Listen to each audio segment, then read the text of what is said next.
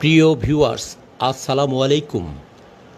আজকে আছি বিভাগীয় রেলওয়ে শহর পাকশীর রূপপুর স্টেশন সংলগ্ন একটি ঐতিহাসিক স্থানে, যার কারণে ভিডিওটি অনেক তাৎপর্যপূর্ণ হতে চলেছে। এই যে লাল রঙের যে ঘরটি আপনারা দেখছেন, এটি হার্ডিং ব্রিজ নির্মাণাধীন সময়ে পে অফিস, যা সম্পূর্ণ লোহার তৈরি, যার কারণে এটা এখনও কালের সাক্ষী হয়ে দাঁড়িয়ে আছে। এই ঘরটি 12 বাই 14 বর্গফুটের। এটা দেখতে অনেক সুন্দর, যা 100 বছরেরও বেশি পুরনো।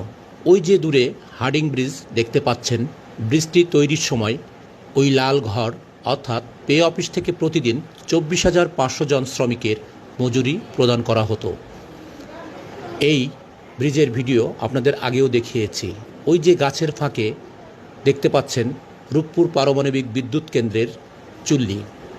হয়তো কিছুদিন পরেই এই চুল্লি অর্থাৎ পারমাণবিক বিদ্যুৎ কেন্দ্র চালু হতে চলেছে। সব মিলিয়ে এই ভিডিও আপনাদের কেমন লেগেছে জানাবেন। এই ঘর আরও যুগ যুগ টিকে থাকুক, দোয়া করি। সবাই ভালো থাকবেন। আসসালামু আলাইকুম।